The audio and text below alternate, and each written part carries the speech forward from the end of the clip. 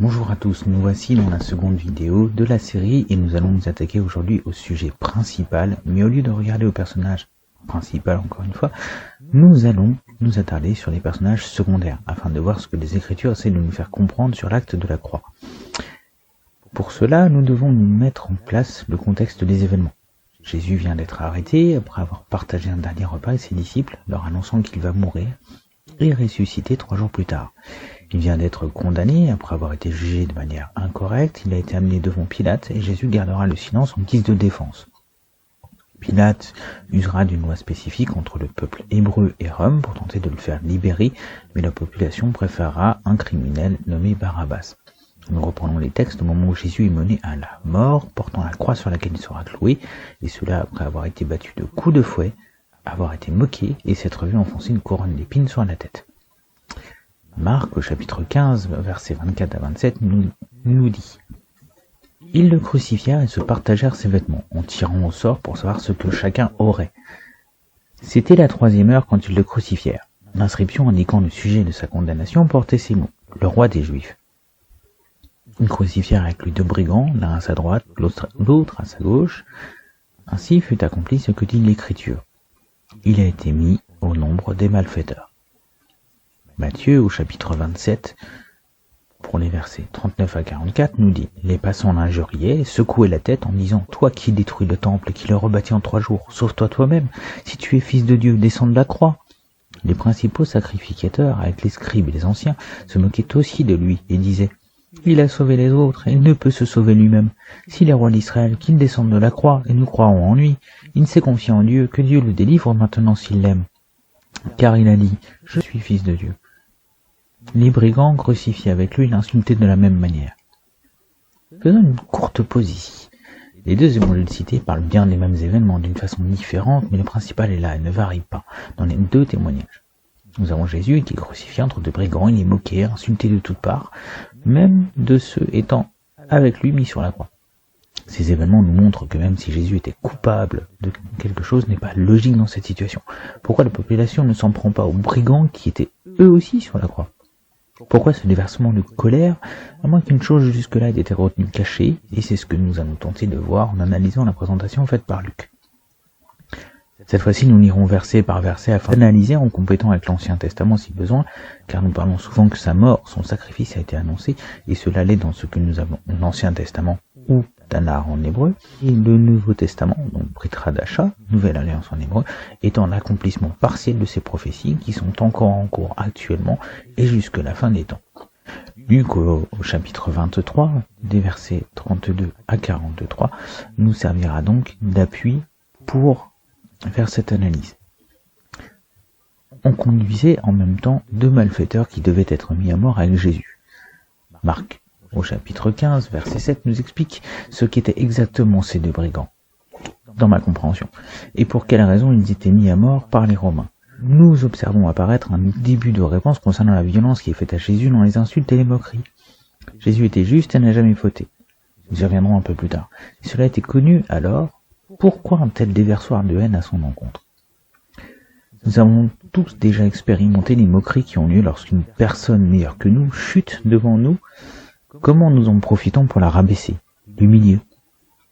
Nous sommes devant ce type de moquerie, mais à un niveau supérieur, pour une autre raison qui trouve sa réponse dans un propos de Jésus. Il n'a rien en moi. Ce « il » concerne l'adversaire de Jésus, celui de nos âmes, celui qui va empêcher l'action de Jésus et pense à ce moment-là avoir mis la main sur lui, déchaînant toute sa colère retenue jusque-là, car Jésus lui était insaisissable. Faisant résonner sa nature pécheresse avec la nôtre afin de la jeter à la face de Jésus qui s'en chargeait, alors qu'il était jusque-là pur, sans tache, sans raison d'être crucifié. Nous comprenons que notre péché ne supporte pas Jésus, sa sainteté, il nous sépare de lui, mais Jésus est venu s'assimiler à nous pour nous en affranchir, et se rendre supportable à nos yeux par ce qu'il a accompli. Et le reste du texte nous permettra de mettre l'emphase sur cette action spécifique et hors du commun. Verset 33, lorsqu'ils furent arrivés au lieu appelé Crâne, ils le crucifièrent là, ainsi que les 2 malfaiteurs, l'un à droite, l'autre à gauche. L'Empire romain était connu pour sa cruauté. Mais quoi de plus marquant que de crucifier des gens sur un lieu s'appelant le crâne, parce qu'il ressemble justement à cela, à la porte de la ville, afin de bien faire comprendre à toute la population que cela sera leur sort s'ils veulent aussi se rebeller contre Rome. Le choix ici n'est donc pas un hasard, mais un signe d'humiliation supplémentaire, tout comme celui qui concerne l'acte d'accusation de Jésus par Pilate, roi des Juifs. Pour Rome, être roi des Juifs était passible de mort. Cela n'était pas une reconnaissance de Pilate, mais cela permit de faire un dernier affront, volontaire ou pas, dans l'accusation. En effet, en hébreu, l'inscription laissait apparaître les initiales, que nous connaissons beaucoup en latin comme INRI, comme Yod, He, Vav, He, YHWH, le tétragramme qui représente le nom de Dieu dans la Bible, couvrant la phrase « Je suis qui je suis » ou « Je serai qui je serai ». Verset 34, Jésus dit « Père, pardonne-leur, car ils ne savent pas ce qu'ils font. » Ils se partagèrent ses vêtements en tirant au sort. Le partage des vêtements était une pratique habituelle des soldats pour arrondir leur solde. Ce qui reste surprenant est que cette tunique était assez belle pour qu'ils ne la déchirent pas. Luc, au chapitre 23, verset 11, nous en donne l'origine. Ce passage n'est pas ici par hasard, nous avons parlé de réalisation de prophéties, et souvent cela pourrait être un hasard ou une circonstance provoquée. Ici, ce fait est bien à part, car il résulte d'une moquerie d'Hérode. Et cela était connu de tout temps par celui qui en avait donné la prophétie dans le psaume 22, dans les versets 13 à 18, relatant ce fait dès l'époque du roi David. Nous pouvons aussi être surpris de la phrase prononcée par Jésus. « Père, pardonne-leur, car ils ne savent pas ce qu'ils font. » Quel homme sur une croix, recevant des insultes après avoir été frappé de coups, humilié, avoir été craché au visage, et n'ayant plus de force, aura encore l'idée de demander le pardon de tous ses coupables face à son innocence à lui? Il n'a rien en moi. Oui, Jésus n'a rien de nous en dehors de son humanité. Il est saint, nous surpassons son amour et sa compassion. Cette phrase à elle seule devrait nous faire réfléchir sur sa véritable nature et sur son œuvre. Je vous renvoie sur Luc chapitre 9 verset 55 et Jean chapitre 12 verset 47 pour compléter ce que je viens d'apporter. Soyons honnêtes, nous avons les difficultés à pardonner quand on nous fait du mal, mais si nous étions mis à mort injustement, nous ne pourrions pas pardonner de la sorte. Cela nous est impossible. Et c'est justement cette phrase qui nous place devant la réalité de son œuvre, qui doit nous interpeller afin de comprendre ce qui va se dérouler ensuite. Verset 35, le peuple se tenait là et regardait. Les magistrats se moquaient de Jésus, disant « Il a sauvé les autres, qu'il se sauve lui-même, s'il est le Christ, l'élu de Dieu. » Les soldats aussi se moquaient de lui, s'approchant, en lui présentant du vinaigre. Ils disaient « Si tu es le roi des Juifs, sauve-toi toi-même. » Cette phrase n'a donc interpellé personne. Aucun sur place n'a saisi cette occasion pour réfléchir. Mais n'est-ce pas ainsi que notre péché répond quand nous sommes accusés et que l'on nous parle de pardon? Devenons moqueurs, rejetant la personne comme s'il se prenait pour Dieu et la rabaissant afin de la ramener au plancher des vaches. Notre nature est ainsi souillée comme le monde, elle suit le groupe et nous rend bien trop souvent aveugles à la réalité. Mais Jésus a pardonné tous ceux-là, car ils ne savent pas ce qu'ils font. Mais nous savons que Dieu peut changer un acte injuste en un acte juste, comme le dit Genèse au chapitre 50 et au verset 20. Le pardon intervient donc sur une génération pécheresse qui crucifie son Messie parce qu'elle ne l'a pas reconnu, non parce qu'elle n'en a pas vu les signes, mais bien par l'aveuglement de son péché devenu son maître. Isaïe, au chapitre 53 et au verset 4 et 5, nous rappelle aussi que la parole elle est avertie de ce fait, que cet aveuglement, que cette distanciation, cette relation brisée avec Dieu mènerait à cette situation afin que Dieu puisse s'en servir comme un appel en écho d'Exode 32, verset 32. Pardonne maintenant leurs péchés, sinon efface-moi de ton livre que tu as écrit. Dit autrement, car Moïse représente un archétype du Messie. Si l'humanité meurt, alors je veux mourir avec elle. Voilà jusqu'où va mon amour pour elle. Mais cela ne peut pas être vu par ceux qui laissent le péché leur dicter leur conduite, car le péché n'a rien en Jésus, ne veut rien avoir à faire avec lui, car il sait que Jésus représente sa défaite, son effacement, notre restauration à ce que nous devrions être, et notre affranchissement de la loi du joug du péché sur nos vies. Il y avait au-dessus de lui cette inscription, celui-ci est le roi des Juifs. Nous avons déjà parlé de cet écriteau, de ce qu'il signifie pour les Romains, mais parlons de ce qu'il représente pour les Juifs. Le Messie, rejeton de David, le roi des Juifs, est celui qui doit venir libérer son peuple. Il ne peut pas finir cloué au bois, car il sera ainsi maudit et non soutenu par Dieu. Nous pouvons comprendre pourquoi certains attendaient moqueurs une démonstration de puissance, mais la parole nous dit que ce n'est pas par la puissance, mais par l'Esprit que l'Éternel agira. Et nous l'avons considéré comme puni, frappé de Dieu et humilié.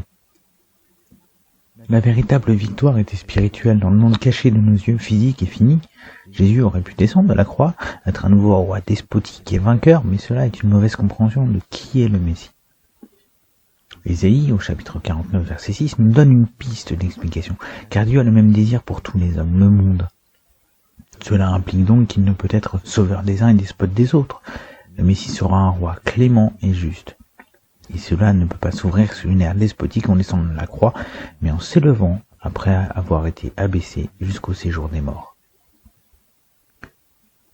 Un des malfaiteurs crucifiés l'injuriait, disant « N'es-tu pas le Christ? Sauve-toi toi-même et sauve-nous. » Sauve-nous. Oui. Il fallait que celui qui se prétend Christ sauve son peuple des Romains, de leur torture, leur dictature, mais aussi de leur péché envers Dieu. Il n'allait pas se sauver lui-même, parce qu'il était venu sauver les autres.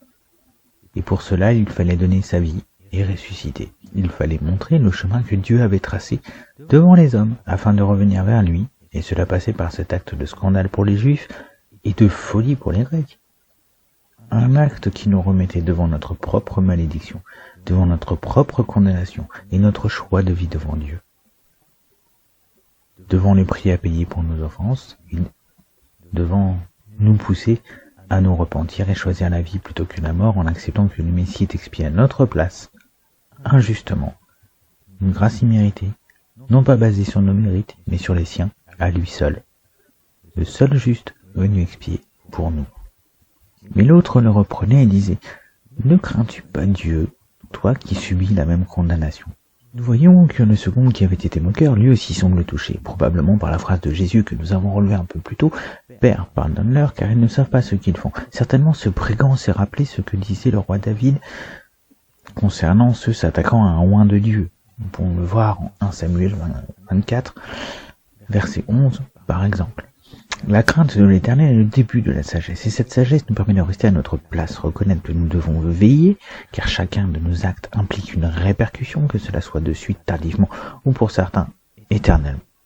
Les brigands subissaient la même condamnation que Jésus. La croix, la mort, la malédiction du bois.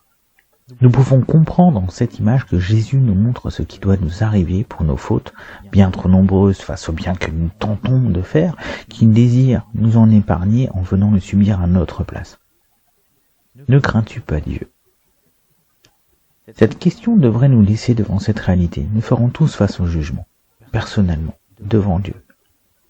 Nous subirons tous la même condamnation, privés de la gloire de Dieu, car tous sont pécheurs. Pour nous, c'est justice, car nous recevons ce qu'ont mérité nos crimes, mais celui-ci n'a rien fait de mal. Le constat est accablant, terrible. Il devrait nous pousser à changer, à désirer la vie, plutôt que ce bois qui révélera ce qui était caché des autres. N'oublions pas l'écriteau à poser au-dessus de la tête. En observant cette remarque du brigand qui témoigne de la différence entre lui et Jésus, nous voyons que le pardon de Jésus semble avoir au moins touché une personne en cet instant. Et si ce n'était que pour qu'un seul accepte, malgré que cela soit pour le monde entier, alors la mission sera accomplie. Il en a été ainsi durant l'épisode de l'arche de Noé, où le salut était à la vue de tous pendant la construction. Dieu n'avait pas interdit à d'autres d'entrer dans cette arche s'ils en avaient fait la demande. Mais au final, ce ne fut que 8 personnes qui furent sauvées, car elles avaient accepté l'offre de Dieu. Désirons-nous reconnaître notre besoin d'être sauvés, ou nous sombrer dans le jugement à venir de ce monde? J'ai mis devant toi la bénédiction et la malédiction, nous dit la parole. De quelle autre manière Dieu aurait-il pu mettre ce fait sous nos yeux aussi admirablement que par la croix? Il dit à Jésus, « Souviens-toi de moi quand tu viendras dans ton règne. » Pour nous, nous savons maintenant qu'il reviendra, mais cet homme, comment a-t-il pu parler d'un règne alors que Jésus était en train de mourir à la croix? Matthieu, au chapitre 16, verset 17, nous permet de pouvoir répondre à cette question qui saute aux yeux. En plus de témoigner, le brigand se donne pleinement et nous révèle ainsi que cela n'est pas la fin, mais bien un recommencement. Nous voyons que cette transformation mène à bien plus que ce monde, que la croix ne va pas sans la résurrection, dont nous parlerons dans la prochaine partie. Cet homme aurait pu entendre Jésus dire à ses disciples, il faut que le Fils de l'homme soit livré entre les mains des pécheurs, qu'il soit crucifié, qu'il ressuscite le 3e jour. Mais comment aurait-il pu, lui, se rappeler de ce fait que même les disciples ne semblaient pas avoir compris, si cela ne lui avait pas été donné, parce qu'il s'était tourné vers Jésus en toute repentance. Souviens-toi de moi. Cette parole est celle de ceux qui appellent au secours, celle de ceux qui désirent être inscrits dans le livre de vie, mais savent qu'ils ont besoin de l'aide de Dieu pour cela. Celle de ceux qui se demandent avec le psalmiste, qu'est-ce que l'homme pour que tu te souviennes de lui, et le Fils de l'homme pour que tu prennes garde à lui. Jésus lui répondit, je te le dis, en vérité, aujourd'hui, tu seras avec moi dans le paradis. Quelle réponse, quelle récompense? Pas demain, ni c'est trop tard, non, aujourd'hui. Si nous saisissons la main de Dieu, le salut peut nous être assuré dès aujourd'hui. Peu importe ce que nous avons fait, si nous nous repentons sincèrement, alors nous avons l'assurance comme le brigand, et Romains 8, versets 38 et 39 nous le rappellent pour aujourd'hui. Jésus a confirmé qu'il régnerait au brigand. Il a annoncé ouvertement qu'il reviendrait à la vie, qu'il régnerait éternellement. Nous pouvons donc choisir aujourd'hui entre la vie et la mort, la bénédiction de Christ prenant sur lui notre condamnation, ou bien faire comme le second brigand, résister et périr sur notre croix. Et la parole déclare que cela n'est pas encore fini, la porte de l'arche n'est pas encore fermée, comme nous le déclare Hébreux 4 au verset 7. Alors, aujourd'hui, si vous entendez sa voix, n'endurcissez pas vos cœurs. Je vous laisse un dernier passage qui reprend ce que nous venons de comprendre avec l'aide de ce brigand. Romains, au chapitre 5, versets 6 à 11, nous donne un avant-goût de la résurrection. Car lorsque nous étions encore sans force, Christ, au temps marqué, est mort pour des impies. À peine mourrait-on pour un juste, quelqu'un peut-être mourrait-il pour un homme de bien. Mais Dieu prouve son amour envers nous, en ce que lorsque nous étions encore des pécheurs, Christ est mort pour nous. À plus forte raison donc, maintenant que nous sommes justifiés par son sang, serons-nous sauvés par lui de la colère. Car si lorsque nous étions ennemis nous avons été réconciliés avec Dieu par la mort de son Fils, à plus forte raison, étant réconciliés, serons-nous sauvés par sa vie. Et non seulement cela, mais encore, nous glorifions en Dieu par notre Seigneur Jésus-Christ, par qui maintenant nous avons obtenu la réconciliation. Je vous donne rendez-vous pour la prochaine partie de cette série de vidéos concernant la résurrection, sur laquelle le sacrifice de la croix serait incomplet. Si vous désirez prolonger votre recherche, vous pourrez trouver d'autres informations dans la section Une seule vie, ou bien en lisant les méditations postées sur le site uneseulevie.weebly.com. N'hésitez pas à vous inscrire à cette chaîne afin d'être tenu informé de la disponibilité de la prochaine vidéo.